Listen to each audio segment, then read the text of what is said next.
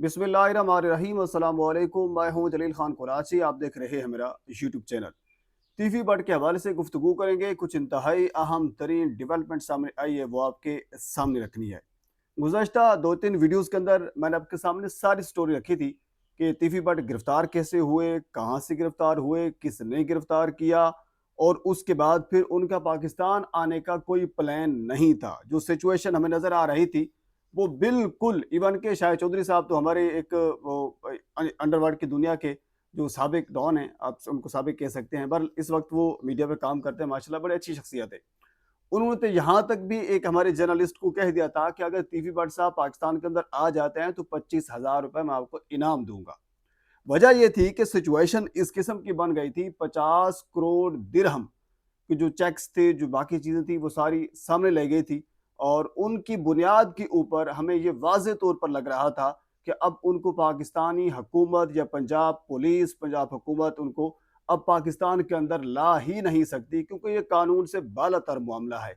इतने दिरहम उन्होंने मुख्तलिफ लोगों के देने हैं, या मुख्तलिफ लोगों ने ये दावे किए हैं। अब उनके दावे सच्चे झूठे अपनी जगह पे मौजूद हैं।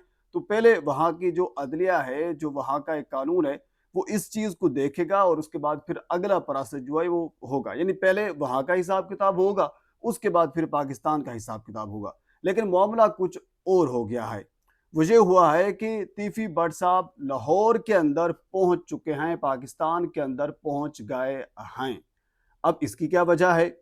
उसकी वजह यह है कि जब तीफी बट साहब को अदालत के अंदर बरतानिया के अंदर पेश किया गया, तो उन्होंने जब उनसे पूछा गया जज साहब की जानब से कि आप पाकिस्तान के अंदर जाना चाहते हैं या फिर आप यहाँ पे अभी रहना चाहते हैं, तो उसके जवाब में तीफी बट साहब ने यह कहा कि मैं पाकिस्तान के अंदर जाना चाहता हूँ और जो मुकदमात, जो इल्ज़ामात मेरे ऊपर हैं, मैं उनको फेस करना चाहता हूँ।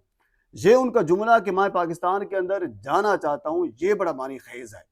और इसके पीछे बहुत सी चीज़ें होंगी, बहुत से मुहर्रिकात, बहुत सी वजूहात होंगी जिसकी वजह से ये उन्होंने कहा है। क्योंकि तीफी बट हमसे कहीं आगे जानते हैं, हमसे कहीं आगे का सोचते हैं, क्योंकि उन्होंने ये सारी दुनिया जो अंडरवर्ल्ड की है ये देखी हुई है, बल्कि देखी नहीं, इनको लीड किया हुआ है। उनको पता है कि पाकिस्तान के अंदर मामलात किस किस्म के मैनेज किए जाते हैं। पुलिस इनकाउंटर भी कर देती है, और यानी ये भी कहा जाता है पाकिस्तान के अंदर अदलिया से इंसाफ मिलता है या नहीं मिलता। ये सारी चीज़ें वो जानते हैं, लेकिन इसके बावजूद उन्होंने ये क्यों कहा कि मैं पाकिस्तान में जाकर पाकिस्तान के अंदर जो मुकदमात हैं, जो इल्ज़ामात हैं, उनको फेस करना चाहता हूँ।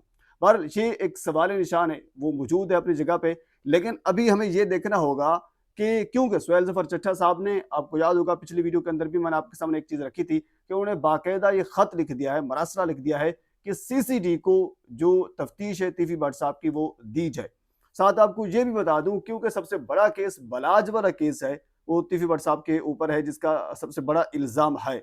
और उस हवाले से एक पहली जो ओसी जो जिस वक्त हुआ करती थी, उस वक्त भी एक जेआईटी बनी थी, और उस जेआईटी ने भी तीफी बट को गुनाहगार करार दिया था। और उसके बाद फिर अब जो ओसी के बाद जब सीसीडी बनी है, और सीसीडी के अंदर एक जेआईटी बनी थी, उसने भी तीफी बट को गुनाहगार करार दिया है। यानी कोई एक ऐसी जेआईटी नहीं बनी, कोई ऐसी तफ्तीश हुई ही नहीं है जिससे अभी तक ये साबित हुआ हो कि तीफी बट बलाज वाले केस के अंदर गुनाहगार नहीं है। वो हमेशा गुनाहगार करार ही पाए हैं। लेकिन ये अपनी जगह पे मौजूद है, क्योंकि शूटर उस वक्त मारा गया था।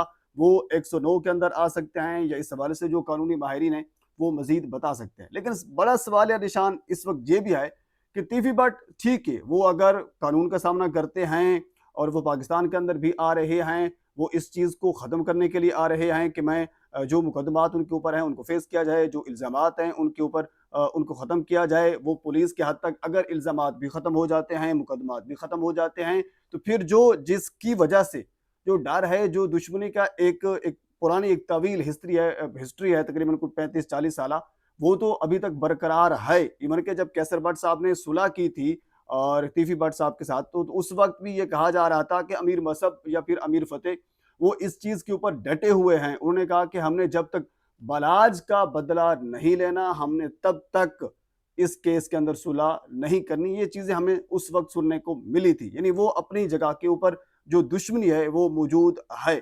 अगर तफ्तीश पुलिस की हद तक बिल्कुल सही साबित हो जाती है, ख़त्म हो जाती है, कुछ उसमें साबित नहीं होता, तो जो एक मेन चीज़ है, जो दुश्मनी है, वो तो अपनी जगह पे मौजूद है। तो फिर पाकिस्तान के अंदर रहे तो फिर भी नहीं सकते, तो फिर वो पाकिस्तान के अंदर क्यों आ रहे हैं? ये एक सवाल निशान है। और इसके साथ जिस तरह मैं पहले आपके सामने अर्ज़ कर चुका हूँ, जब उनसे वहाँ पे पूछा गया कि आप पाकिस्तान के अंदर जाना चाहते हैं? उन्होंने कहा ठीक है, यानी उनकी मर्ज़ी से उनको पाकिस्तान के अंदर लाया जा रहा है।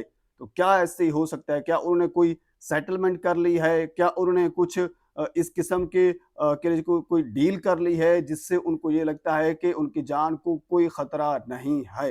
अगर उनकी जान को कोई ख़तरा होता, जो वाज़ेह तौर पर लग रहा है, तो वो कभी यूँ ना कहते कि मैंने पाकिस्तान के अंदर जाना है। और जो सूरत हाल हमें दिख रही थी 50 करोड़ दिरहम के जो चेक्स और जो लोग दावेदार सामने आए थे, और उससे तो ये लग रहा था कि वो पाकिस्तान के अंदर अगर ना आना चाहते तो वो ना भी आ सकते थे, लेकिन उसके बावजूद आए हैं। जब आए हैं तो ज़ाहिर-सी बात है इसके पीछे कुछ मुहर्रिकात, कुछ वजूहात होंगी। अब हमें ये देखना होगा कि इसकी सीसीडी जो है वो तफ्तीश करेगी या फिर जो ऑपरेशनल पुलिस है वो इसकी तफ्तीश करेगी, एक चीज़।